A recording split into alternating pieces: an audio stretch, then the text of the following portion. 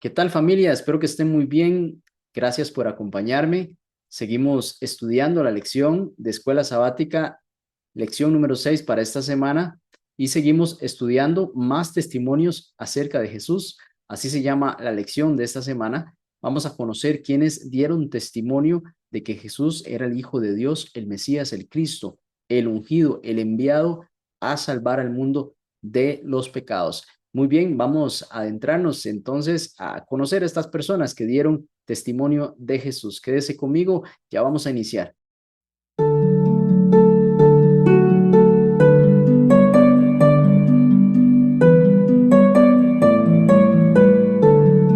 Muy bien, gracias por continuar. Vamos a iniciar con una oración. Acompáñame. Señor Padre Santo, muchas gracias. Se nos das una nueva oportunidad de estudiar tu palabra. Queremos suplicar, Señor, nos limpies de todo mal, tu Santo Espíritu nos muestre lo que deseas que aprendamos en esta ocasión. Acompaña a mis hermanos también, se haga tu voluntad. En el nombre de Jesús, amén. Bien, texto para memorizar, usted lo tiene en su pantalla. Está en Juan capítulo 12, versículo 32. Son palabras de Jesús. Dice, y cuando yo sea levantado de la tierra, a todos atraeré hacia mí. Fue una promesa que hizo Jesús para cuando Él resucitara. La obra del Espíritu Santo es atraer a todos los corazones al conocimiento de Cristo, al arrepentimiento y también a la salvación. Muy bien, Jesús decía ser el Mesías. Bueno, muchos atestiguaban acerca de esto. Vimos cómo Juan el Bautista atestiguó, dio testimonio de eso. También Andrés, Pedro, Felipe, Natanael, todos estos personajes iban dando testimonio de que Jesús era el Hijo de Dios. También los milagros que hizo Jesús dieron testimonio de esta realidad, que Él era el Mesías. Todo lo que él hacía, todas las buenas obras, daban testimonio de que él es el enviado de Dios, que él llegó para salvar a las personas, no solo de sus enfermedades, sino también del pecado. Tus pecados te son perdonados, tu fe te ha salvado. Eran las enseñanzas que daba el Señor Jesús. Y en Juan capítulo 7, versículo 31, las personas que conocían a Jesús decían lo siguiente: y muchos de la multitud creyeron en él y decían, el Cristo, cuando venga, hará más señales que las que hace este hombre. Aquí vemos que las señales que hacía Jesús eran impresionantes y muchos creyeron en él.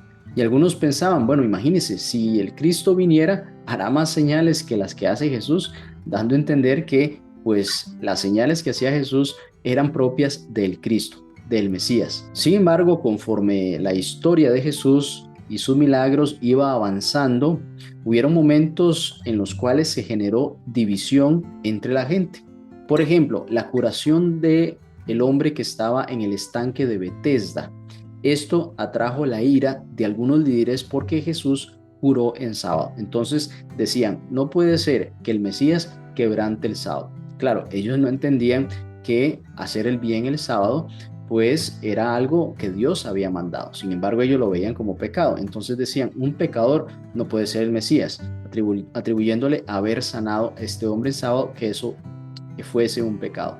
También hubo una discusión en Capernaum tras la alimentación de los 5,000. Aquí dio rechazo de muchas personas a Jesús porque él hizo unas declaraciones que muchos no entendieron cuando él dijo, yo soy el pan de vida. Y ahí se generó pues una ilustración que muchos no lo entendieron. Podemos decir que se desilusionaron, no quisieron ser parte de eso que, bueno, se imaginaron o pensaron que iba a ser de alguna forma que tal vez ellos no esperaban. Entonces, pues decidieron dejar de seguir a Jesús. También justo cuando Jesús resucitó a Lázaro, este milagro impresionante, siendo que Lázaro tenía ya varios días de muerto y hedía, pues cuando resucitó a este hombre, pues muchos creyeron, dice la palabra, pero también generó temor en los líderes y en otras personas porque el alboroto fue tal que tuvieron miedo de que Roma llegara y los castigase. Y entonces a partir de ahí empezó un plan más elaborado para pues matar a Jesús, para quitarlo en medio del pueblo. No mucho después, pues fue la crucifixión. Así que Jesús, a pesar de que hacía milagros, milagros bastante impresionantes, personas creían, pero también eso daba pie a que otros no creyeran y que más bien utilizaran esto como una excusa para, pues, acusar a Jesús y buscar condenarle o quitarlo de en medio del pueblo. La lección de esta semana busca dar otros testimonios de quienes conocieron a Jesús y que aceptaron creer en medio de estos milagros, porque bueno, vimos que otros no creyeron. Vamos a ver quiénes creyeron en Jesús cuando Jesús iba haciendo estos milagros. Bueno, muchos de los que creyeron claramente fueron los que recibieron el milagro, pero otros que presenciaron, lejos de ablandar su corazón y determinar a Jesús como el Hijo de Dios, el que habían esperado por mucho tiempo, más bien esto fue oportunidad para, pues, no creer y asociarse con otros que tenían un plan en contra, pues, un plan malévolo contra Jesús y querían matarle. Bueno, vamos a adentrarnos entonces a las siguientes historias, conocer más detalle de esto.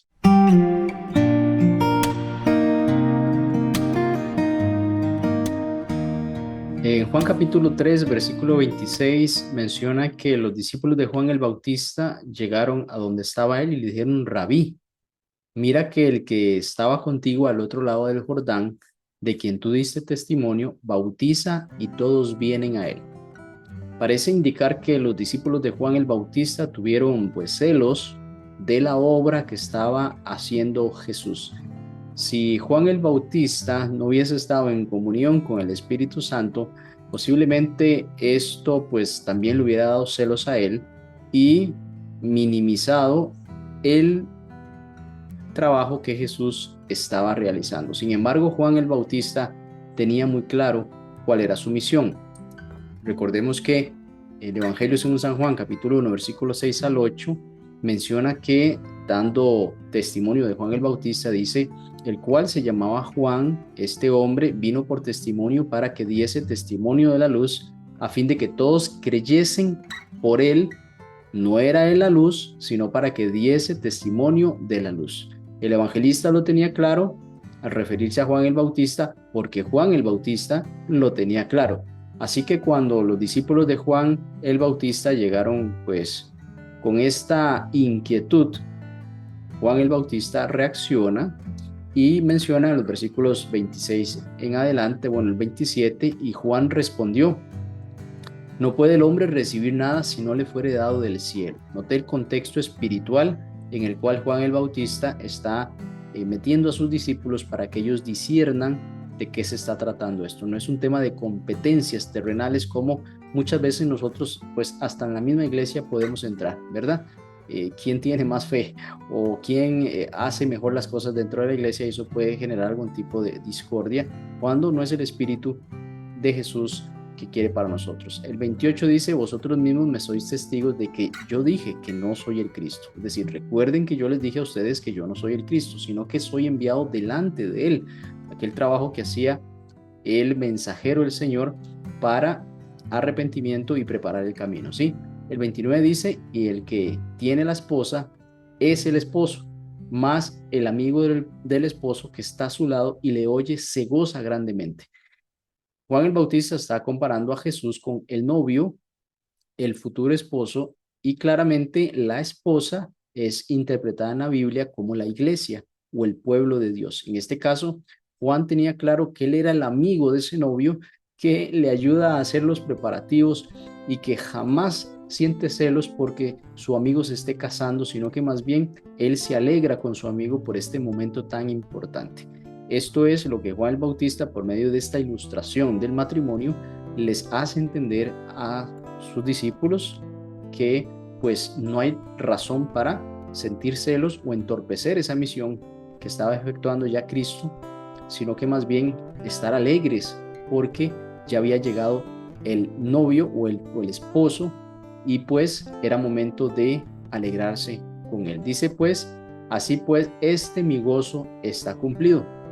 Note qué importante declaración que hizo Juan acá. Es necesario que él crezca y que yo disminuya, pero que yo mengüe. Dice aquí Juan el Bautista que es necesario que más bien él se haga chiquitito y enaltecer a Cristo. Eso es lo que claramente nos enseña también a nosotros. Cuando nosotros enseñamos la palabra de Dios, nosotros tenemos que hacernos chiquititos y enaltecer a Cristo. Que Cristo sea el centro de nuestra predicación, que Cristo sea el centro de nuestro mensaje, para que cualquier vanagloria terrenal, cualquier agrado por las cosas que estemos haciendo, le demos la gloria a Dios y sea Cristo exaltado en ese momento. Claro, aquí es como vemos que Juan el Bautista lo tenía súper claro, y lejos de enorgullecerse por el trabajo que había hecho él antes, o tal vez decir es que nuestro trabajo ha sido muy bueno, o empezar a exaltar algunas cualidades pues del trabajo que inclusive habían hecho bien, pues lejos de eso, más bien quiso exaltar y enaltecer el trabajo de Jesús y a Jesús mismo, para que pues ya su trabajo lo había realizado para que Cristo viniera después de él. El versículo 31 dice, el que de arriba viene es sobre todos. Quiere decir Cristo. Cristo descendió del cielo. Y dice que, bueno, es sobre todos. El que es de la tierra, pues es terrenal. Claro, todos acá somos mortales, de nuestra naturaleza es completamente, humana, no tenemos una naturaleza divina como sí la tuvo Cristo, y nuestras cosas, naturalmente lo que hablamos, son terrenales. El que viene del cielo es sobre todos, y lo que vio y oyó, esto testifica, y nadie recibe su testimonio. Dice el 33, el que recibe su testimonio, este atestigua que Dios es veraz. 34 dice, porque el que Dios envió, las palabras de Dios habla, pues Dios no da el Espíritu por medida. El Padre ama al Hijo y todas las cosas ha entregado en su mano. Y aquí viene una exhortación bastante declarativa, enmarcada de lo que Juan ha venido enseñando, y nos transmite también a nosotros que el que cree en el Hijo tiene vida eterna. Claro está, ¿no? Pero el que rehúsa creer en el Hijo no verá la vida, sino que la ira de Dios está sobre él. Note qué conclusión le da Juan el Bautista a esta enseñanza a sus discípulos, porque de pronto él, si pudo haber seguido la línea que venían, pues con la que venían ellos, con esos celos, o tratar de disminuir el trabajo de Jesús, y Juan el Bautista hubiera dado pie a algo, por pequeñito que fuese, jamás hubiera dado la declaración en el versículo 36, en el cual dice, un momento, señores, si ustedes no creen en ese que está allí, en ese hombre, en Jesús, que es el Hijo de Dios, no tendrán vida eterna. Así de categórico quiso ser Juan el Bautista con sus discípulos, para que ellos entendieran la importancia que era hacerse chiquitito y más bien exaltar el trabajo de Jesús, porque pues la misión de Jesús era más importante en términos de resultados, ya que pues era la salvación del mundo. Sobre Jesús estaba esa misión importantísima. La de Juan, por supuesto, una misión importantísima, como bien así lo dijo Jesús, no habrá profeta como Juan, pero realmente Juan entendía que era su trabajito, había llegado, su trabajo importante había llegado a cierto punto, y que era necesario que Jesús pues sea ahora el centro de ese momento, pero también sea el centro de nuestra vida. Ese es un mensaje fundamental para nosotros también.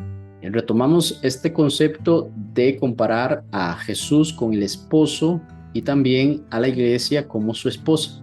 Este es un escenario, una ilustración comparativa que se da en muchos momentos de la Biblia. Por ejemplo, en el libro de Oseas, capítulo 2, versículos 16 al 23, compara claramente al pueblo de Dios con una esposa. Dice, te desposaré conmigo. Y vea qué importante, qué adjetivos o qué señalamientos menciona. Dice que con fidelidad, y tú conocerás al Señor, y sucederá que en aquel día yo responderé, declararé en el Señor, responderé a los cielos, y ellos responderán a la tierra. Aquí menciona pues este momento de desposar. Dice, te desposaré conmigo para siempre, comparando a la iglesia con pues una esposa ataviada, ¿no? También en Isaías capítulo 62, versículo 5 dice, pues como el joven se desposa con la virgen, se desposarán contigo tus hijos, y como el gozo del esposo con la esposa, así se gozará contigo el Dios tuyo. Muchas comparaciones hace Dios con respecto a su iglesia, siendo ese amor profundo, ese amor sincero, comparando cuando un esposo desposa a su mujer y pues le promete amor eterno, fidelidad, misericordia, gracia, como decía el texto anterior. Por eso es muy importante dimensionar que pues la iglesia es la esposa de Cristo y Cristo la compró con su propia sangre. Y así también pues es un hermoso ejemplo de cómo debemos nosotros los varones amar a nuestras esposas, pues ese mismo símbolo utilizó Jesús para demostrar el amor a su iglesia.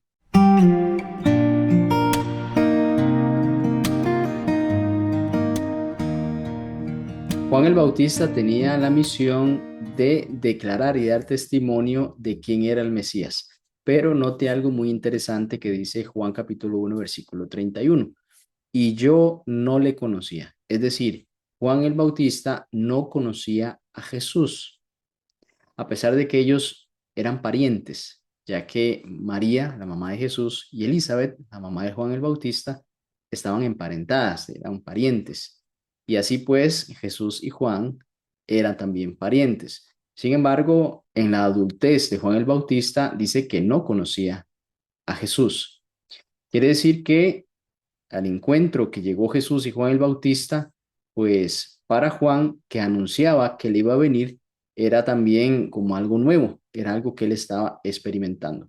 Sin embargo, Dios le dio una señal a Juan el Bautista, pues dice en el versículo 32, vi al Espíritu que descendía del cielo como paloma y permaneció sobre él.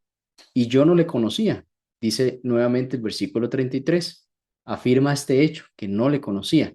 Pero el que me envió a bautizar con agua, aquel me dijo. Es decir, Dios le dio una señal a Juan el Bautista para reconocer afirmativamente, sin ningún prejuicio, inclusive familiar, que el que iba a llegar, pues él iba a identificar que era el ungido, que era el enviado, porque iba a descender el Espíritu de Dios. Dice, yo no le conocía, pero el que me envió a bautizar con agua, aquel me dijo. Es decir, Dios le dijo a Juan el Bautista, vaya a bautizar con agua y sobre quien veas descender el Espíritu y que permanezca sobre él, ese es el que bautiza con el Espíritu Santo. Entonces, aquí Juan no llegó con una idea de un familiar de él, no llegó con un preconcepto, un prejuicio acerca de que, pues sí, el que era parte de su familia era el Mesías. No llegó con ese, pues, conclusión, sino que Dios le dijo, no, al que usted vea venir y sobre él descienda el Espíritu Santo, entonces ese es el que bautiza con el Espíritu de Dios. Así que Juan, cuando dio testimonio de eso, no fue porque su mamá Elizabeth le contó necesariamente pues de que él era, sino que también Juan en su experiencia con Dios personal, Dios le da esta información y le da testimonio de que cuando eso él lo vea con una experiencia personal, puede asegurar y puede, pues claro, tener la certeza de que el que está allí es efectivamente el elegido de Dios. Para Juan esto era muy importante, ya que él tenía que tener certeza de decir efectivamente, este es el Cordero de Dios que quita el pecado del mundo y no equivocarse. Imagínese usted, muchas personas en ese tiempo se autoproclamaban Mesías y pues habían engaños. Por eso también Mateo 24 dice, y vendrán otros en mi nombre, falsos cristos. Bueno, eso no era algo nuevo para Mateo 24 cuando se escribió eso, sino que eso ya existía. Así que Juan pues tiene la certeza de parte del cielo que el que está allí es el Cordero de Dios que quita el pecado del mundo. Que en su momento, bueno, la madre de Juan, Elizabeth, sabía eso, pero Juan tenía que también en su ministerio apuntar a todos de ese que venía. Y así también lo afirma 1 Corintios capítulo 1, 24, cuando dice, Cristo es el poder de Dios y la sabiduría de Dios. Ese conocimiento de que Jesús es el Cristo, el ungido, proviene de Dios. Es decir, Cristo es la sabiduría de Dios manifestada. Y así nosotros, pues, se nos es revelado por medio del Santo Espíritu de Dios que Jesucristo es el Hijo de Dios. No es un conocimiento filosófico, no es un conocimiento, pues, mundano o secular. en el cual usted y yo podamos concluir, pues simplemente por ir a consultar alguna información teológica, sino que es la revelación del Espíritu Santo en nuestra vida.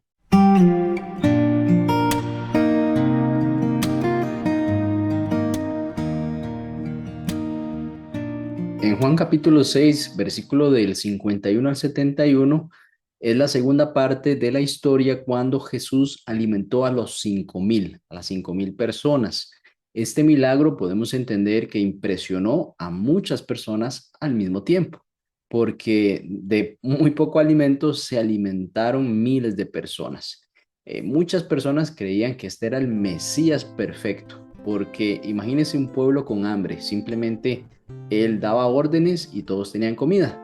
Un ejército que tenía que partir y tenía que atravesar el desierto para enfrentarse con el enemigo, pues ahí iban a tener comida de sobra, no les iba a faltar.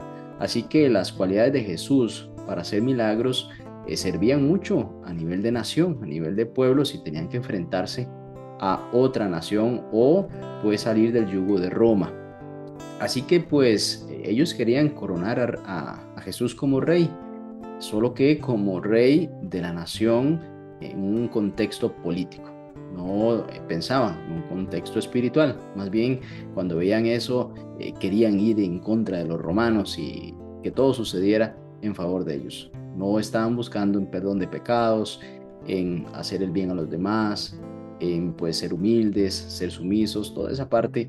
Realmente el pueblo no quería eso.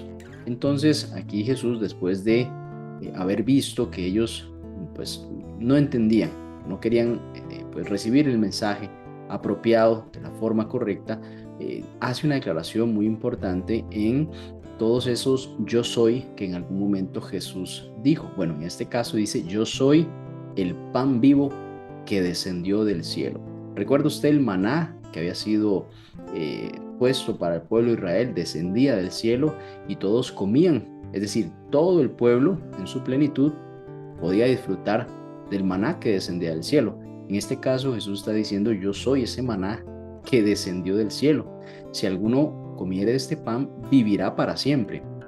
Y el pan que yo daré es mi carne, la cual yo daré por la vida del mundo. Aquí Jesús está hablando en un contexto espiritual, claro, porque Él dice que Él va a dar su vida para que todo el mundo pueda ser salvo por la vida del mundo, para que todas las personas, todos los seres humanos podamos recibir ese pan de vida. Pero los que estaban allí interpretaron esto de una forma literal, no en el sentido figurativo o de enseñanza que Jesús estaba dando, sino que interpretaron esto tal cual, pues si comiesen la carne de Jesús.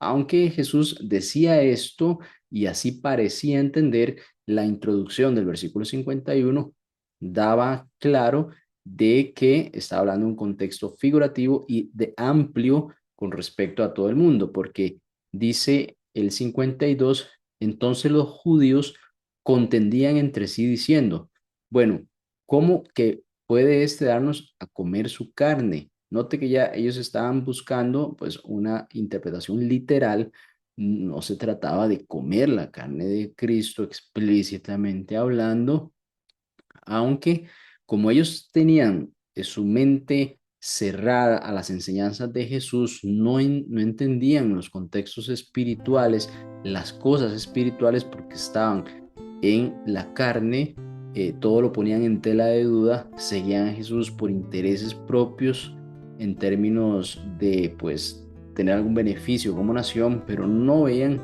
el contorno ni el aspecto espiritual que Jesús quería mostrarlos. Entonces ellos no entendían y seguían tomando literal. Y pues Jesús lo expresaba así y ellos más bien se conducían al error porque Jesús era muy explícito en esto al decir, de cierto os digo, que si no coméis la carne del Hijo del Hombre y bebéis su sangre, no tenéis vida en vosotros. Estaba hablando de su crucifixión. Él venía hablando de eso por mucho tiempo atrás, así que pues realmente aquí no entendían y lo tomaban de forma literal. Dice el 55, porque mi carne es verdadera comida y mi sangre es verdadera bebida. ¿Sí? Así que, pues, esto generaba mucha controversia de querer entenderlo, muchos pues simplemente decían, no, no, yo no quiero seguir a Jesús por este tipo de enseñanza porque yo no estoy entendiendo esto, yo no quiero participar, por ejemplo, de esto. Pero note que en el versículo 58 dice, este es el pan que descendió del cielo, no como vuestros padres comieron el maná y murieron. El que come de este pan vivirá eternamente. Entonces estas cosas las dijo en la sinagoga. Entonces estaba una iglesia enseñando esto y era muy, podemos decirlo, chocante para algunos que no entendían el contexto espiritual en que Jesús lo estaba diciendo, y pues se sentían ofendidos en cierta forma por esta explicación que está dando Jesús. Y también note que aunque los padres de los israelitas allá en el desierto comieron del maná que descendió del cielo, era una comida únicamente pues física para saciar el hambre del cuerpo, pero al final de cuentas no era ese pan de vida eterno, que simplemente era un tipo. Y aquí Cristo Jesús es el antitipo de esa figura del maná. Aquí Jesús está diciendo, yo voy a darle comer ya no solo al pueblo de Israel, sino al mundo entero. Por supuesto que era en sentido figurado, era en sentido ilustrativo, porque si hubiera sido en sentido literal, pues eso no hubiera sido posible en lo absoluto, ¿sí? También, bueno, en el versículo 60 dice, al oírlo muchos de sus discípulos dijeron, dura es esta palabra. Cuando dice muchos de sus discípulos, no está hablando de los 12, está hablando de mucha gente que para ese momento le seguía. Y entonces decía, ¿quién la puede oír? Como dice, yo no puedo procesar esto que estoy escuchando. ¿Quién puede escuchar? ¿Quién puede oír esto? ¿Verdad? Y entonces Jesús, sabiendo esto, que sus discípulos murmuraban, él les dice, esto os ofende. Esto os ofende en forma de pregunta. Pues qué si viereis al Hijo del Hombre subir a donde estaba primero. Es decir, que entonces estas pequeñas palabras que yo les estoy diciendo, que yo soy el pan de vida, que el que no accede a ese pan no tendrá vida eterna, bueno, y cuando me vean subir al cielo, ¿qué van a pensar? ¿Qué van a decir? Y entonces dice el 64, pero hay algunos de vosotros que no creen, porque Jesús sabía desde el principio quiénes eran los que creían y los que no. La parte divina, la naturaleza divina de Jesús le permitía leer los corazones. Y quién incluso le había de entregar. Sabía de antemano que Judas le iba a entregar. Y por eso dice el 65, y por eso os he dicho que ninguno puede venir a mí si no le fuere dado del Padre. Es decir, todos los que le seguían ahí era por la voluntad del Padre. Y entonces los 12 discípulos que seguían a Jesús, a ellos él le preguntó directamente, ¿queréis acaso iros también vosotros? Porque los otros, bueno, muchos de los discípulos en general, que estaban ahí después de la alimentación de los 5,000, se fueron. Dice, y ya no andaban con él. Y así que pues Pedro dice aquí algo muy sabio cuando Jesús le pregunta qué van a hacer ustedes, ¿verdad? Y entonces él dice, ¿a quién iremos?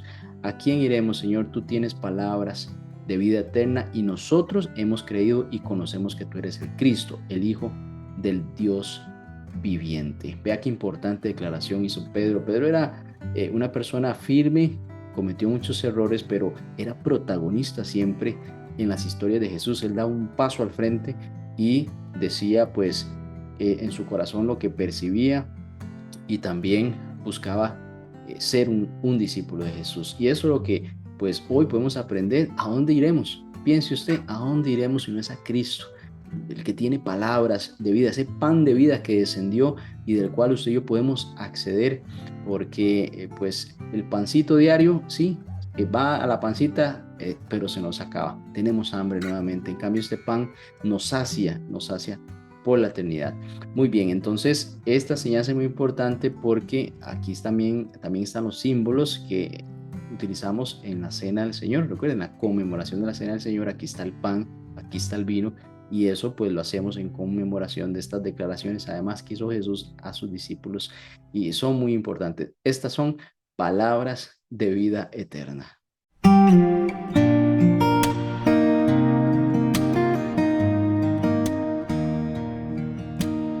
Veremos un momento importante cuando el Padre da testimonio de su Hijo Jesús.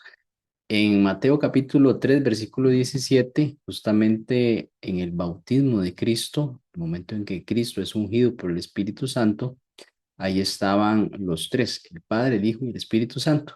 Y el Padre da testimonio, pues en versículo 17 de Mateo capítulo 3 dice, y hubo una voz de los cielos que decía, este es mi Hijo amado, en quien tengo complacencia. Una cosa es que Jesús lo diga, que otras personas alrededor de él lo digan, pero otra muy diferente es que el Padre lo diga. Lo está confirmando el cielo, porque entendemos que Cristo estaba también en una naturaleza humana. Y aquí vemos cómo Dios el Padre da testimonio y pues ratifica que este es mi Hijo amado. Es decir, aquí no hay capricho de nadie, es Dios hablando y diciendo, este es mi Hijo amado. En versículo 5 del capítulo 17 dice, mientras él aún hablaba, una nube de los cielos lo cubrió, y aquí una voz desde la nube que decía, este es mi Hijo amado, en quien tengo complacencia, a él oíd. Esto en el capítulo 17 de Mateo. Es decir, que en varias oportunidades Dios Padre habla y confirma que es el Hijo amado y que a él deben seguir. En otros evangelios, como Marcos capítulo 1, versículo 11, vemos la misma declaración, es decir, los evangelistas, Lucas también, 3:22, dice, descendió el Espíritu Santo sobre él en forma corporal como paloma, y aquí nuevamente la confirmación del Padre sobre quién es él. Me llama mucho la atención cómo Pedro, segunda Pedro capítulo 1, versículos 17 y 18, recuerda este momento y dice, pues cuando él recibió a Dios, Padre, honra y gloria, le fue enviada desde la magnífica gloria una voz que decía, este es mi Hijo amado, en el cual tengo complacencia. Entonces, no solo los evangelios daban registro de este momento, sino que uno de los discípulos que había sobrevivido para entonces, Pedro, en una de sus cartas, confirma este hecho. Es decir, no fue algo puesto ahí en la historia de los evangelios, sino dio uno de ellos testimonio de que pues esto había sucedido. Esto es muy importante porque son relatos que se encuentran y prueban su veracidad. El versículo 18 de este mismo capítulo, y nosotros oímos esta voz enviada del cielo cuando estábamos con él en el monte santo. Es decir, no solo Pedro, sino otros, parte de los discípulos allí, confirman que Dios Padre da testimonio de su Hijo y que pues guía a que le sigan, ¿no? Había llegado también un momento importante en el ministerio de Jesús, es cuando resucita a Lázaro. Eso no tenía una comparación con respecto a lo que él había hecho antes con otras personas que había resucitado, como la hija de Lázaro, por ejemplo. Había también otro muchacho. Algunas personas aducían de que no estaban muertos, estaban desmayados. Pero Lázaro tenía 4 días. Realmente su estado era muerto. Y así no quedó duda de que pues Jesús tenía ese poder. Y muchos creyeron en él, pero también otros pues vieron esto como una amenaza, especialmente los líderes religiosos, y pues buscaron ocasión de matar a Jesús. Vemos en Juan capítulo 12, versículo 28, dice, Padre, glorifica tu nombre. Entonces vino una voz del cielo, lo he glorificado y lo glorificaré otra vez. Ese otra vez es con la muerte de Cristo. Hemos visto en un estudio anterior cómo la hora de la gloria de Jesús es la cruz. Así pues, el Padre, aquí vemos en el capítulo 12 también, que pronuncia acerca de la gloria que le da al Hijo y que pues le dará también en el momento de la crucifixión, que es un momento pues solemne en la historia de la humanidad, del universo completo. Ahí pues estaba Jesús y por el pecado que cargaba sintió la separación con su Padre.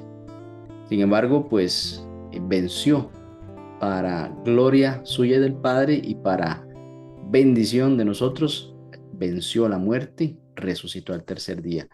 y pues hoy contamos con esa hermosa bendición. Así aquí vemos que el Padre también dio testimonio de su Hijo Jesús, no en una sola ocasión, sino en varias ocasiones se escuchó al Padre hablar acerca de esto.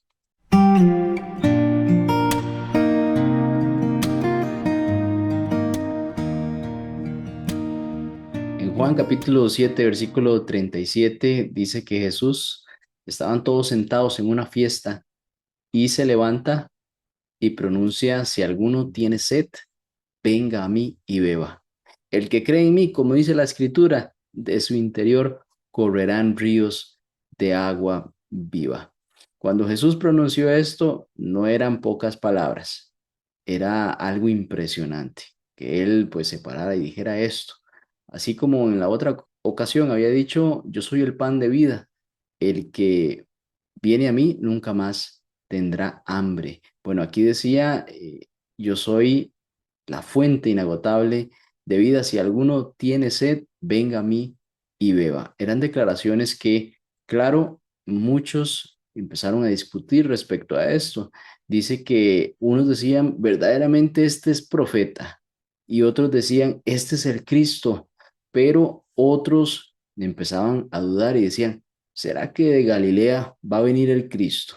¿No dice la escritura que era del linaje de David y que de la aldea de Belén, de donde David venía? Pues ahí también tenía que venir el Cristo. Y entonces hubo mucha disensión entre la gente a causa de lo que había dicho Cristo.